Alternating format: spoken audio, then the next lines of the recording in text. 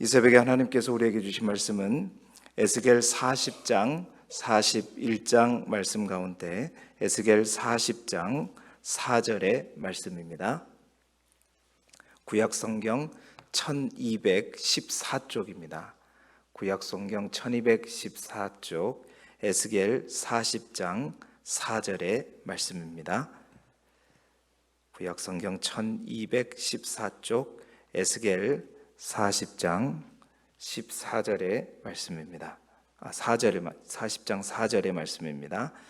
우리 기록된 말씀을 함께 한 목소리로 읽겠습니다. 시작. 그 사람이 내게 이르되 인자야 내가 내게 보이는 그것을 눈으로 보고 귀로 들으며 내 마음으로 생각할지어다.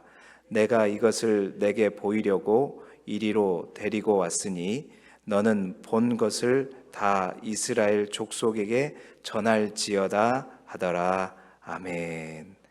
오늘은 에스겔 40장 41장의 말씀을 가지고 환상 중에 본 새 예루살렘, 환상 중에 본 새 예루살렘이라는 제목으로 말씀의 은혜를 함께 나누도록 하겠습니다. 교재에 나와 있는 포인트를 함께 읽어보겠습니다. 186쪽에 나와 있는 포인트를 함께 읽습니다. 시작. 새롭게 재건될 성전의 환상을 통해 이스라엘 백성은 그들을 회복시키려는 하나님의 놀라운 계획을 깨닫게 됩니다. 아멘.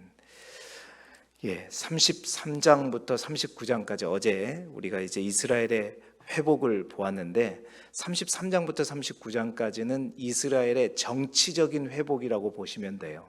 그러니까 이제 33장부터 마지막 48장 끝까지가 회복에 관한 메시지라 그랬잖아요. 그런데 그 가운데 첫 번째 33장부터 39장까지는 정치적인 회복이다. 그러면 40장부터 마지막 끝까지는 어떤 회복이냐? 이제 소위 말하면 종교적인 회복이다. 영적인 회복에 대해서 말하고 있는 내용이라고 보시면 될 것 같습니다. 그래서 40장부터 48장까지는 그 주된 어떤 환상을 통해서 이게 보여주는데 그 환상이 뭐냐면 성전의 환상이에요. 새로운 성전의 환상. 사실 이 성전은 실제로 존재하는 성전은 아닙니다. 그러니까 에스겔에게 보여진 환상 가운데 보여진 성전이지 이 성전이 실제로 지어지지는 않아요. 그러나 이 성전이 이스라엘 백성들에게 의미하는 의미가 있었던 것이죠. 자, 그래서 읽어보시면 알겠지만 40장부터 48장의 성전을 중심으로 한 환상이 나오고 또 40장부터 42장까지는 그 성전에 대한 정확한 어떤 길이나 이런 것들을 측량하는 내용들이 나오는데 읽어보시면 알겠지만 이해가 간다 안 간다? 아직 안 읽어보셔서 이해가 잘 안 돼요. 어려워요. 사실은 저도 오랜만에 이걸 보게 되면 처음에는 와 이렇게 어려워 이렇게 인터넷에 에스겔 성전이라고 딱 쳐보시고 에스겔 성전 그림을 조금 참조하시면서 보면 조금 이해가 가요. 실제로 우리들만 그러느냐? 지금 유대인들도 마찬가지입니다. 유대인들도 이 30살이 되기 전까지는 이 에스겔 40장부터 48장은 읽지 못하게 한다고 그래요. 왜냐하면 읽어보게 되면 질문이 너무 많아지니까. 그 질문을 하게 되면 어른들이 답을 줄 수 있느냐? 답을 못 주기 때문에 자기들도 잘 몰라요. 그래서 이제 막 물어보면 아이들이 물어보면 그런데 엘리야 선지자가 오면 선지자한테 물어봐라. 우리도 잘 모른다. 그런 만큼 조금 난해합니다. 이제 건축을 전공한 사람들은 이 내용들을 가지고 3D로 해가지고 인터넷에 올라온 그림들이 있어요. 그런 것들을 보게 되면 조금 더 이해가 가긴 가는데요. 그래서 오늘은 이 40장 41장의 내용들, 성전 환상에 관한 내용들을 간단하게 설명을 드리면서 그 성전의 특색이 있거든요. 그 특색을 바탕으로 특별히 이스라엘 백성에게 아니라 오늘 우리에게 주는 메시지가 있다면 어떤 메시지인가 함께 나누어 보았으면 좋겠습니다. 특별히 40장 1절 시작할 때 어떻게 시작하냐면 에스겔이 사로잡힌 지 25년이 되었을 때라고 말해요. 그러니까 에스겔이 사로잡힌 지 25년, 에스겔은 2차 포로로 왔잖아요. 2차 포로로 왔을 때 25년 되었을 때였어요. 예루살렘이 멸망한 이후로 이제 따지게 되면 이제 14번째 해 14년 예루살렘이 멸망한 지 14년이 흘렀다는 거예요. 1월 14일에 여호와의 권능이 에스겔을 다시 들어다가 어디로? 이스라엘 땅으로 데려가는 거예요. 그러니까 옛날에 데레아빕에서 예루살렘으로 갔었잖아요. 그발 강가에 있다가 하나님께서 에스겔을 쭉 뛰어가지고 예루살렘으로 가지고 성전에 있는 수많은 곳곳에 있는 우상들을 보게 했잖아요. 그 우상들을 보면서 그 성전에 있었던 하나님의 영광이 떠나가는 것을 보게 되고, 그러면서 이제 다시 이 그발 강가로 다시 돌아오게 됐는데, 다시 하나님께서 이 에스겔을 들어다가 이 예루살렘으로 보게 하는 거예요. 그런데 그 예루살렘에게 가서 매우 높은 산, 곧 시온산을 의미하겠죠. 그 매우 높은 산에 내려놓으신 겁니다. 그래서 그 에스겔이 높은 산에서 남쪽을 향해서 딱 보니까 뭐예요? 성읍 같은 게 보여요. 성읍 같은 게. 그 성읍 같은 게 보이는데 그 성읍 같은 게 뭐였다? 바로 새로운 성전이었다라는 겁니다.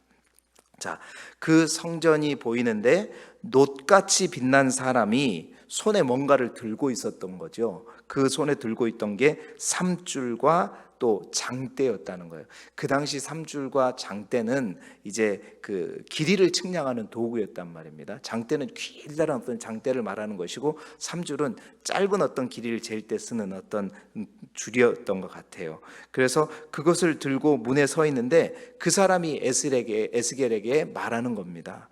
그 말이 이제 오늘 우리가 읽었던 40장 4절의 말씀이에요. 다시 한번 보시게 되면, 인자야 내가 내게 보이는 그것을, 여기서 그것은 성전을 말하는 거죠. 성전을 눈으로 보고 또 귀로 들으며 뭐라 그래요? 내 마음으로 생각할지야. 자, 인자야, 내가 지금부터 이 성전에 대해서 보여주고 또 들려줄 텐데 네 마음속에 잘 생각해보고 이게 어떤 의미인지 생각해보고 네가 보고 듣고 또 생각한 거를 어떻게 하라? 이제 이스라엘 백성들에게, 족속에게 전해주어라 라고 말하는 거예요. 그러고 나서 이제 40장 5절부터 42장 끝까지 내가 본즉 그러면서 에스겔이 본 것, 또 들은 것, 또 느낀 것들을 쫙 설명한 거예요. 자, 여러분, 에스겔이 제사장 출신이었잖아요. 에스겔이 제사장 출신이기 때문에 이 성전에 대해서 딱 한번 보여줍니까? 제대로 알지. 아닌 사람들은 한번 보여주면 모른단 말이에요. 그래서 하나님께서 이제 에스겔을 더 선택해서 정확하게, 막 복잡하게, 그러나 분명하게 가르쳐 주는 거죠. 그 환상에 대한 내용을 간략하게 설명해 보면, 여러분 들을 때 너무 이해하려고 생각하지 마시고 그런가 보다 그러고 들으셔요. 제가 짧게 설명하면 그런 거예요. 가장 먼저 보여주신 게 뭐냐면 성전 전체를 둘러싸고 있는 담을 보여줍니다.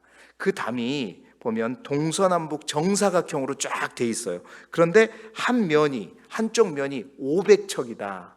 500척이라고 하는 것은 실제 우리가 알고 있는 메타로 환산하면 약 275m가 돼요. 담벼락이 어떻게 해요? 275m면 엄청난 거죠.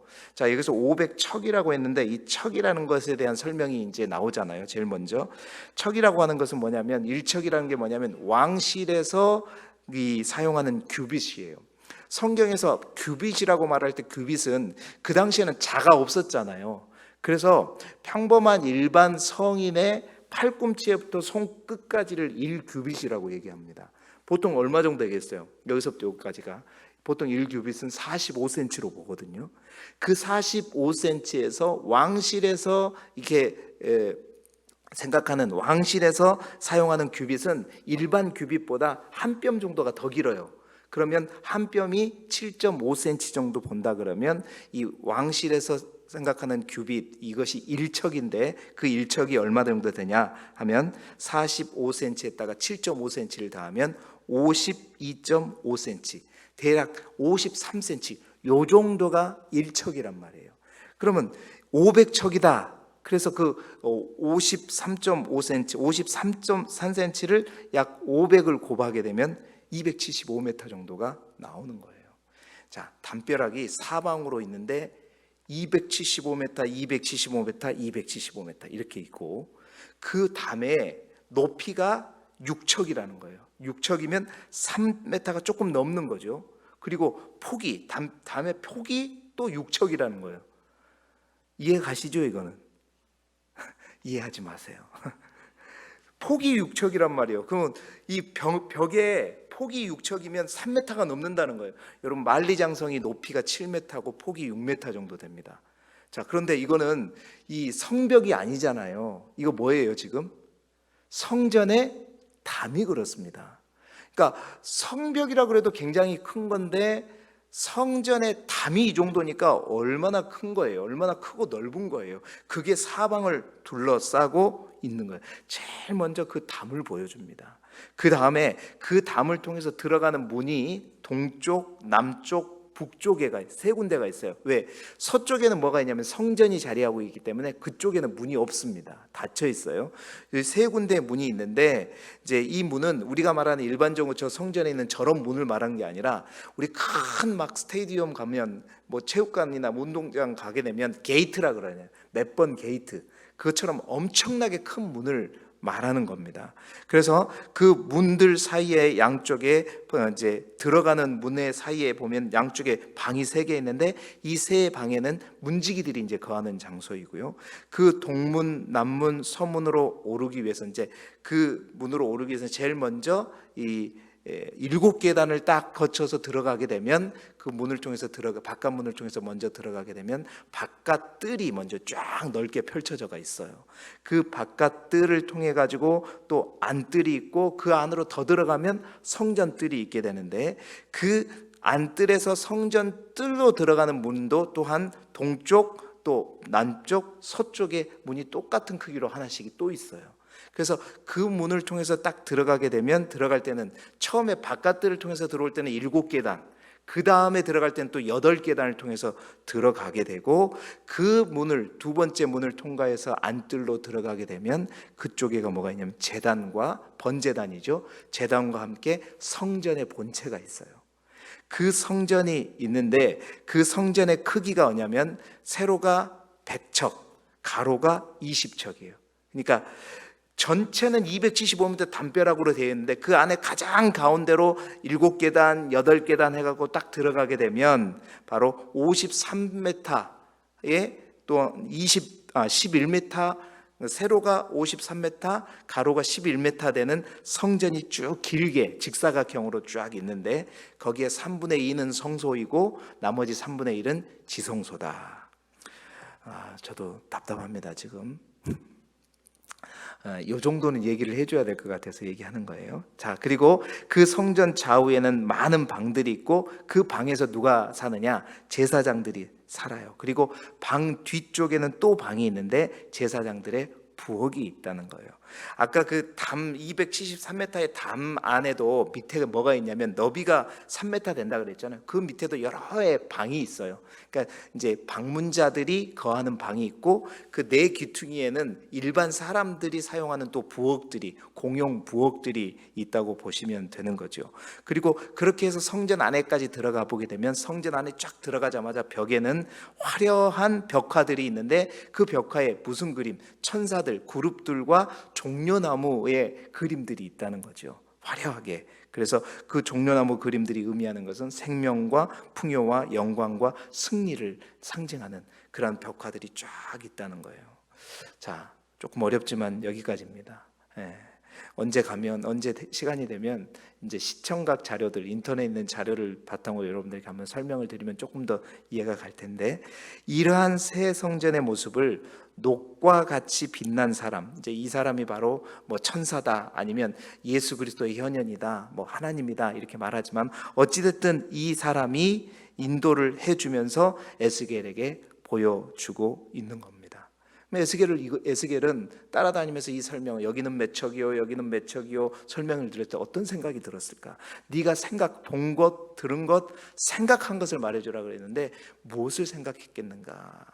이제 그것을 우리가 생각하면서 오늘 본문을 읽어보면 이제 메시지를 조금이나마 찾을 수 있어요. 사실 여러분 읽어보시면 알겠지만 여기에서 어떤 메시지를 우리가 찾아갈까? 무슨 메시지를 전할까? 저도 참 어렵고 답답했지만 어찌됐든 간 이 성전을 통해서 우리에게 주시는 메시지가 있다면 뭘까? 성전의 특징을 통해서 오늘 몇 가지를 통해서 알아볼 수 있었으면 좋겠습니다. 첫 번째는 뭐냐면 에스겔이 이 성전을 딱 보여주실 때 그 천사 빛난 사람, 녹과 같이 빛난 사람이 보였을 때 제일 먼저 생각했던 게 뭘까? 그것은 바로 이 성전은 이스라엘 백성들에게 희망의 증표였다라는 거예요. 희망의 증표였다. 여러분, 그동안 33장부터 39장까지 거듭된 회복 예언보다도 더욱더 강력한 이스라엘 백성을 회복시키겠다고 하는 하나님의 상징이요 희망의 증표가 바로 성전이었다는 거예요. 왜냐? 이전에 말씀드렸던 이제 에스겔 8장부터 11장에 예루살렘 성전에 한번 갔었잖아요. 봤었잖아요. 그때는 성전 곳곳에 있는 우상 숭배로 인해서 결국 여호와의 영, 하나님의 영이 그곳을 떠나버린 것을 보게 되면서 야, 이스라엘에게 더 이상 소망이 없구나. 이스라엘은 멸망당하는구나 라고 생각했는데 이제 그 성이 새롭게 지어졌어요. 이렇게 새롭게 지어졌는데 아주 웅장하고 정교하게 지어졌단 말이에요. 그 성전을 딱 안내를 받으면서 볼 때 처음 드는 생각은 뭐냐면 야, 우리에게도 뭐가 있다? 희망이 있다. 하나님께서 우리를 포기하지 않으시는구나. 하나님께서 우리를 당신의 백성으로 다시 삼으시고 하나님께서 그 성전을 만드신 이유는 그죠? 그 하나님께서 예루살렘 땅 가운데 다시 돌아오셔서 이곳에 우리와 함께 계시겠구나라는 분명한 뭐예요? 확신을 주는 거죠. 이스라엘 백성은 무슨 중심의 신앙이라고 그랬어요? 성전 중심의 신앙이라고 그랬잖아요. 그 성전이 무너지면 모든 것이 무너지고 하나님이 함께 우리를 떠나가는 것으로 생각했는데 그 성전이 다시 세워지는데 웅장하고 크고 멋지고 아주 정확하게 막 매척 하는 것을 보면서 야, 하나님께서 계획하셨구나. 이제 성전을 자세하게 이렇게 여러분 여기가 몇 센치고 여기가 몇 센치 자세히 말한다는 것은 하나님께서 분명하게 계획하셨다는 얘기고 하나님이 계획하신 일은 분명하게 하나님께서 이루신다 안 이루신다? 이루시겠다. 그래서 에스겔이 제일 먼저 이 성전을 통해서 바라본 것은 뭐냐면 희망입니다. 소명입니다. 분명한 증표입니다. 그래서 이것을 이스라엘 백성들에게 내가 본즉 하면서 설명할 때 봐라! 하나님이 여호와의 전이 새롭게 건설되고 하나님께서 우리와 함께 하신다고 분명하게 말씀하셨다. 보여주셨다. 여러분, 이스라엘 백성들이 오랫동안 포로 생활을 하면서 얼마나 지쳤겠어요. 말로는 많이 했지만 그 말을 믿을 수 있었던 사람들이었으면 여기까지 왔겠냐는 거예요. 그래서 하나님께서 에스겔에게 성전의 분명한 형상을 통해서 그들이 뭔가를 분명히 잡을 수 있도록 해요. 그게 뭐냐? 희망이요 소망이었다. 여러분, 이 에스겔의 성전 환상이 이스라엘 포로 가운데 그들에게만 주는 것이 아니라 우리에게 주시는 것 또한 마찬가지라는 겁니다. 신약 시대에 우리가 뭐라고 그랬어요? 하나님의 성전과도 같다. 우리 각자가 성전이요 교회가 믿음의 공동체가 하나님의 성전이라고 말씀하셨잖아요. 그러면 우리 또한 우리가 진정한 성전의 모습을 찾고 회복한다면 이 시대의 수많은 포로민들 가운데 많은 것들에 사로잡혀 있는 이스라엘 절망과 좌절 가운데 있는 수많은 이들 가운데 우리가 하나님의 온전한 성전으로 온전히 자리매김하고 세워질 때 우리 또한 수많은 많은 이들에게 뭐가 되겠다? 희망이 된다. 소망이 된다. 이 마지막 때에 세상 많은 사람들이 절망과 좌절 가운데 있으면서 소망이 없는 시대에 우리는 살고 있다. 아니, 교회가 있기 때문에 소망이 있고 여러분의 가정 가운데 믿지 않는 많은 사람들이 있지만 믿는 누구누구가 있기 때문에 우리 가정에도 소망이 있는, 여러분 그렇습니다. 진정으로 하나님의 백성이, 하나님의 사람들이 성전되는 하나님의 성전의 모습을 온전히 갖추어 가고 세워질 때 여러분 우리가 소망이 되는 것이고 마지막 때 교회가 소망이 되는 거예요. 이 에스겔의 환상을 통해서 우리에게 첫 번째 주는 메시지는 우리가 이 시대에 뭐가 되어라? 소망이 되어라. 교회가 이 시대에 놀림거리가 되지 말고 교회가 있기 때문에 하나님을 믿는 저들이 있기 때문에 그래도 우리가 마지막까지 희망이 있고 소망을 바라볼 수 있는 그런 존재가 되라는 첫 번째 메시지인 거죠. 두 번째는 뭐냐? 두 번째 우리가 주목할 건 뭐냐면 성전에 아까 처음에 담이 있다는 거예요. 요거를 우리가 분명하게 뭔가 모르게 가장 먼저 이걸 보여주시잖아요. 가장 먼저 보여주시면서 여러분 이제 이 성전의 이제 내용을 쭉 읽어보게 되면 높이에 대해서는 언급이 거의 없어요. 평면적으로 설명합니다. 그런데 높이에 대해서 몇 가지 얘기하는 것 중에 하나가 뭐냐면 바로 이 담의 높이예요. 담에 대해서는 높이를 설명합니다. 그러나 다른 거에 대해서는 가로와 세로만 얘기하지 높이를 얘기하지 않아요.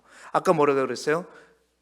높이가 6척이라 그랬잖아요. 3m가 좀 넘는 높이고 폭이 또 6척이라 그랬잖아요. 3m가 넘고 길이가 이제 가로 세로가 273m씩 된다 그랬잖아요. 그러니까 보세요. 273m의 또 안에는 성전, 실제 성전의 크기는 얼마 안 됐어요. 50m 정도밖에. 그럼 중간에 엄청나게 공간이 있겠잖아요. 그러면 멀리서 보면 가장 먼저 두드러지는 게 담부터 보이는 거예요. 그게 뭘 의미하는 거냐? 담의 의도가 뭐죠? 담은 왜 쌓는 거예요? 성전의 담은 거룩한 것과 속된 것을 어떻게 구분하기 위해서요. 구분하기, 성막의 울타리처럼 구분하기 위해서. 그러니까 새롭게 세워질 성전에서 가장 중요한 어떤 구별, 제일 먼저 사실은 이 담의 중요성을 보여주고 있는 거란 말입니다. 여러분, 이스라엘 백성들이 결국 성전에가 많은 우상들이 들어오게 되고 또 많은 이방인들이 들어오게 되면서 성전이 공격당하고 멸망당하게 된 이유가 뭐예요? 성전의 담이 낮아지다 못해 어떻게 해요? 무너져 버렸기 때문이에요.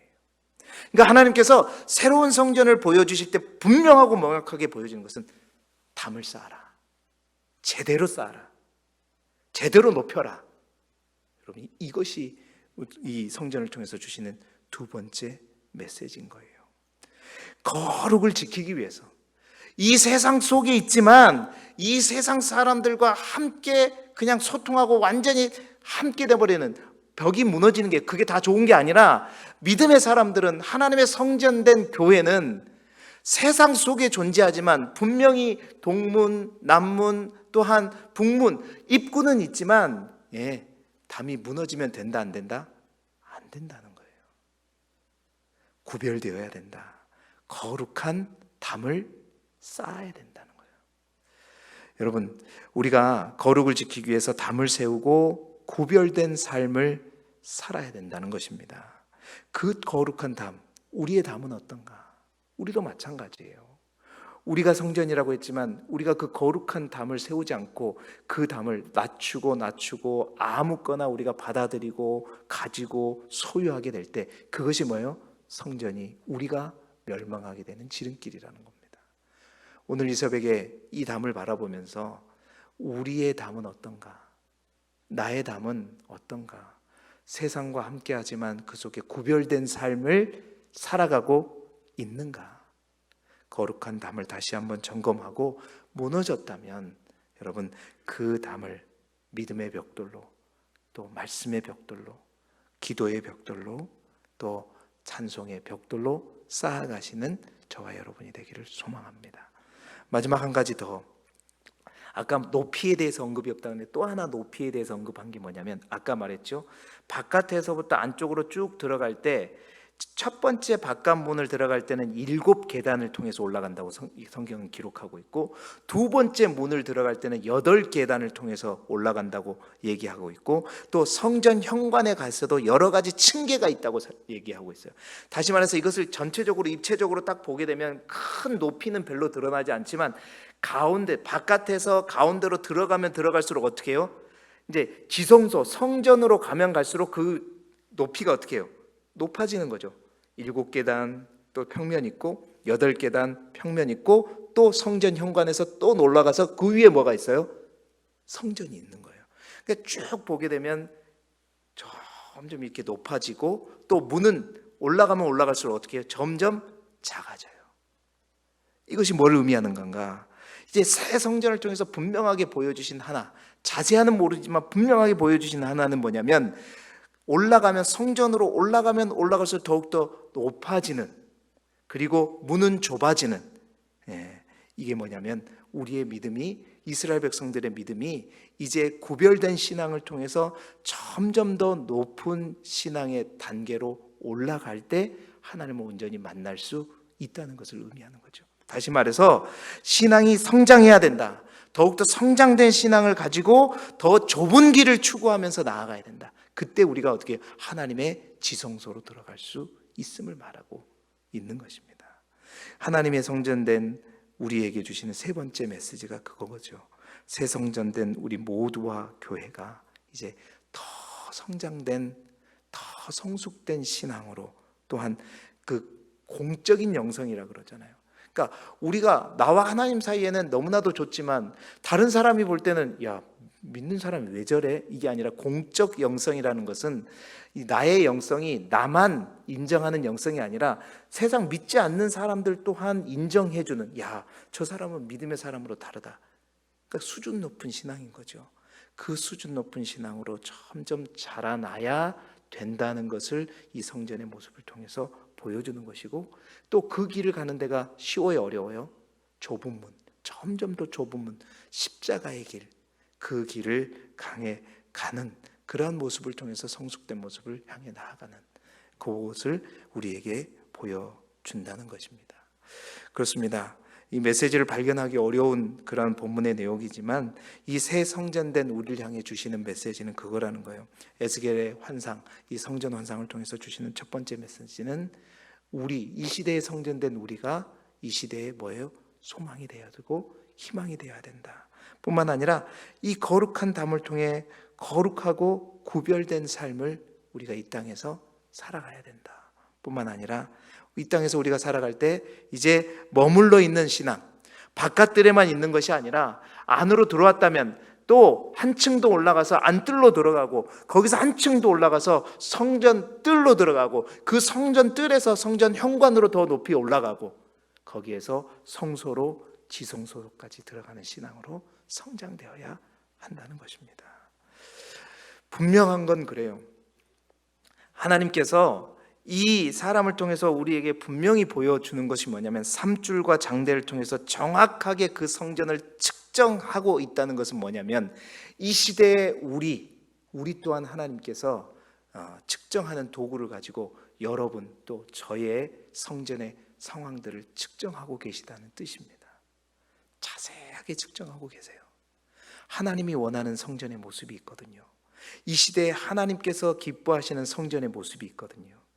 정말 누구누구 집사는, 누구누구 장로는, 누구누구 목사는 내가 원하는 성전의 모습을 제대로 만들어 가고 있는가, 정확하게 재고 있다는 사실을 또 하나 우리에게 보여주는 것입니다.